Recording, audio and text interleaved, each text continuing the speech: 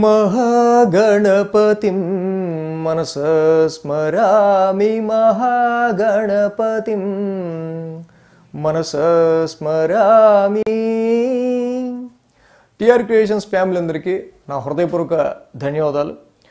So గుడిలో గంటకి గాల్లో ఉండే దయ్యాలకి సంబంధం ఏంటి? అసలు మనకి గుడికి వెళ్ళినప్పుడు కొంతమంది గంట కొడతారు, ఇంకొంతమంది చూస్తే గంట కూడా కొట్టకుండా దైవ దర్శనం చేసుకుని వెళ్ళిపోతారు। ఇంకొంతమంది ఉంటారు అసలు గంటని స్కూల్ బెల్ లాగా, స్కూల్ లాంగ్ బెల్ లాగా గణ గణ గణ గణ గణ గణ గణ కొడుతూనే ఉంటారు। అసలు గుడిలో గంట ఎందుకు కొట్టాలి? సో గంట కొడితే దానివల్ల కలిగే ప్రయోజనం ఏమిటి? కొట్టకపోతే ఏం జరుగుతుంది? సో ఇవి తెలుసుకుంటే ఫస్ట్ మనకి బేసిక్స్ అనేవి గుడికి వెళ్ళినప్పుడు బాగుంటుంది। సో ఆగమార్ధంతు దేవానాం గమనార్ధంతు రాక్షసాం కుర్యాత్ ఘంటారావం తత్ర దేవతాహ్వాన లాంఛనం। అంటే మనం గుడిలో గంట కొట్టడానికి ఉన్న విశిష్టత ఏంటంటే దేవతలకి మనం ఆహ్వానం పలకటము, అలాగే రాక్షసులకి వెళ్ళిపోండిరా బాబు మీరు అని చెప్పడము అని అర్థం అన్నమాట।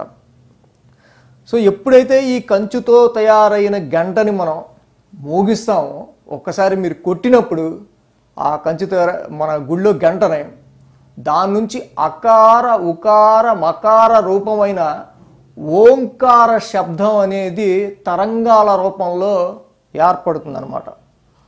సో అలాగే ఈ గంటారావం అనేది నలుదిక్కుల వ్యాపించటం, అక్కడున్న నెగిటివ్ ఎనర్జీస్ని, ఆ దుష్ట శక్తుల్ని తరిమేయటం అనేది జరుగుతుంది।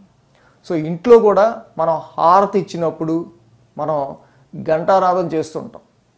సో ఇంట్లో కూడా మనకి తెలియని ఎన్నో శక్తులు, గాలులు, అలాగే మనం ఎంత చెప్పినట్టు దేవతలకి ఆహ్వానం పలకటం కోసం ఆ నెగిటివ్ ఎనర్జీస్ అయిన ఈ శాకిని డాకిని లాంటి గాల్లో ఉండే కొన్ని దయ్యాలు ఏవైతే ఉంటాయో వాటిని, మనలో ఉన్న నెగిటివ్ ఎనర్జీస్ని దూరంగా పారద్రోలడానికి ఈ ఘంటానాదం అనేది మనకి చాలా ఉపయోగపడుతుంది।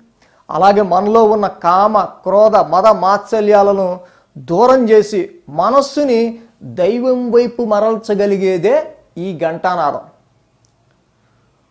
సో ఈ పోటీ ప్రపంచంలో ఆఫీస్ టెన్షన్లోనో లేకపోతే నిత్యం మనకి తెలియకుండానో మనలో పెరిగే ద్వేషభావాలు కావచ్చు, మనలో ఉండే చెడు ఆలోచనలు కావచ్చు, బతుకే పరమావధి అయిపోయిన ఈ రోజుల్లో రోజు మనం తెలిసి తెలియక చేసే పాపాలు మన చుట్టూ వైఫైలా తిరుగుతూ ఉంటాయి। ఇదే నెగిటివ్ ఎనర్జీని మనం అలా ఫాలో అవుతూ గుడిలోకి వెళ్ళి ఇంట్లో కూడా దైవ ప్రార్థనలు చేసుకొని ఎన్నున్నా దానివల్ల మన దృష్టి అనేది మరల్చలేము।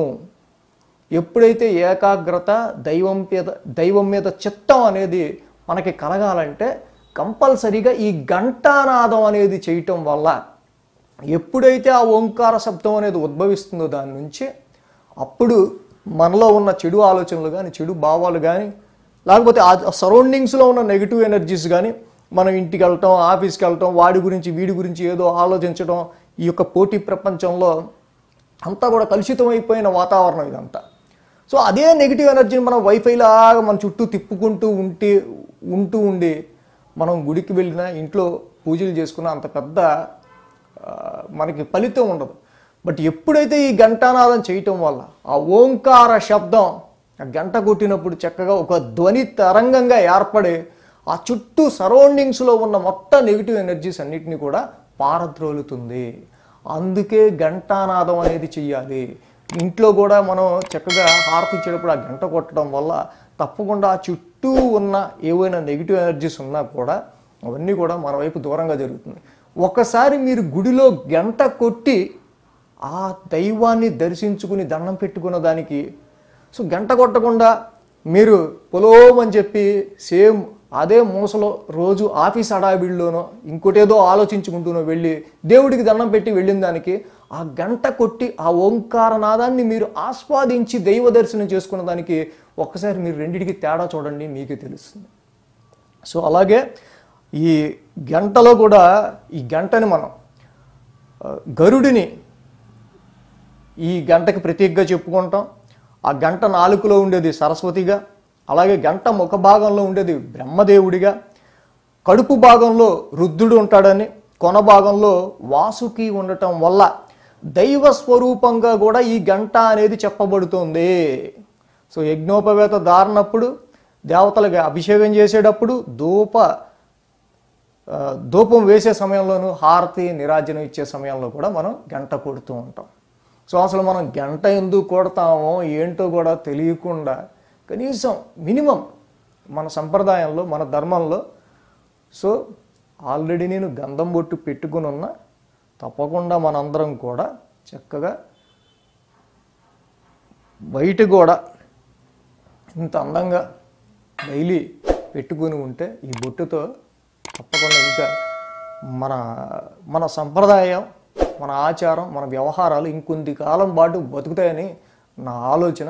సో ఇది మన యూత్ కూడా దీన్ని ఇంకా ఆదర్శంగా తీసుకుని ఇంకా ముందుకు తీసుకెళ్తే బాగుంటుంది. సో గంటకున్న ప్రాశస్యం ఇది. కాబట్టి తప్పకుండా గుడికి వెళ్ళిన ప్రతి ఒక్కరూ కూడా ఆ ఓంకార శబ్దాన్ని, ఆ ఘంటానాదాన్ని ఆస్వాదించి ఆ తర్వాత దైవ దర్శనం చేసుకోవాల్సిందిగా కోరుకుంటున్నాను. ఇంత మంచి విషయాన్ని మన ఫ్రెండ్స్ అందరితో, మన ఫ్యామిలీ మెంబర్స్తో, అలాగే మీ వెల్ విషర్స్తో కూడా షేర్ చేసుకోండి తప్పకుండా. అలాగే మన వీక్లీ రాశి ఫలాలు, మంత్లీ అండ్ ఇలాంటి స్పెషల్ టాపిక్స్ కోసం తప్పకుండా subscribe our TR creations channel. So thank you very much. ధన్యవాదాలు. ఈ వీడియో కనుక మీకు నచ్చినట్లయితే లైక్ చేయండి, షేర్ చేయండి. మరిన్ని అప్డేట్స్ కోసం సబ్స్క్రైబ్ చేయడం మాత్రం మర్చిపోకండి.